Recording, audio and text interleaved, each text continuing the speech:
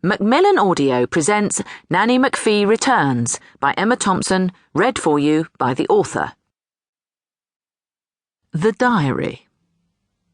Here we are on the first day of the shoot of the new Nanny McPhee film. I am playing Nanny McPhee, but not today because she doesn't appear in this scene. Today I am just the writer. I am here in case anyone needs to change what they say, or needs something extra to say, or needs to cut down what they say. We are on the set of Deep Valley Farm, and a most magnificent set it is. Months ago, Susanna White, the director, and Simon Elliott, the designer, saw this location and decided that it was perfect for the story. Now, the director is the person ultimately responsible for the film and every aspect of the film. They're the big boss and absolutely everyone is trained to serve their vision. But that doesn't mean you can't have ideas of your own. Our director is Susanna White, and she's very good at collaborating with people.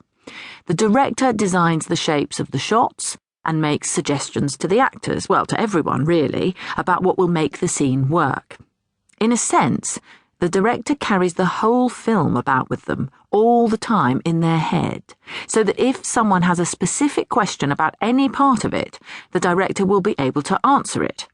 So it's pretty much the most important job, and we're very lucky to have Susanna, who's directed lots and lots of wonderful things and really knows her onions.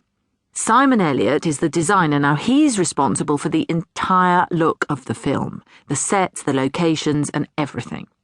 So Simon drew lots of pictures and hundreds of people worked like stink, and now I'm sitting in front of a beautiful old farmhouse with a dovecote and outhouses, an original ancient barn and a fascinating garden which all looks as if it's been here for hundreds of years, but in fact was only finished last Thursday.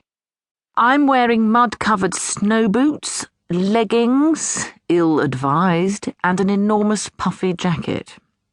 I am sitting next to my friend Lindsay Duran, who is producing the film. There are lots of different kinds of producers on a film, as you will see, and Lindsay Duran is the main one. This is because she started to work on the film 5 years ago, which is when I started to write the script. She edits what I write and sends me about 1 million pages of notes, and then I write it all again. We do this a lot. It takes years. And then when the script is finally ready, she does the next bit, which is finding the money to make it. Then she, and whoever she has found to provide the money, choose a director, and then things start hotting up.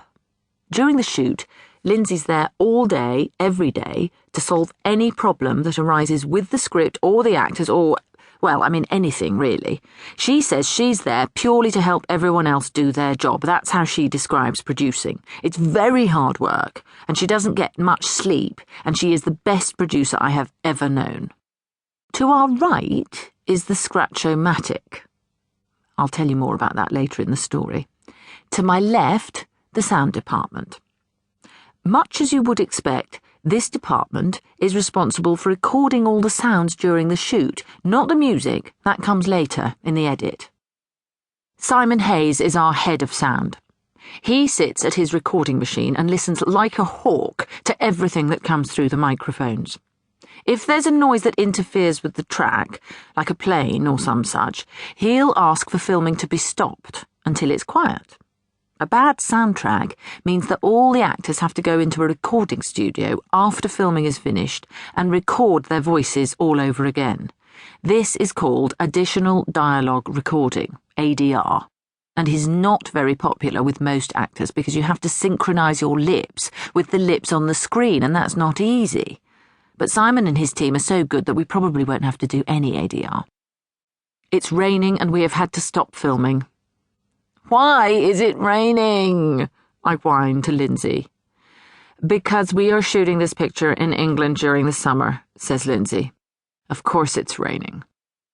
Lindsay has produced lots of films in England during the summer, and even though she is American, she understands our weather. Everyone is squelching about, looking depressed, especially Mike Ely, the DP.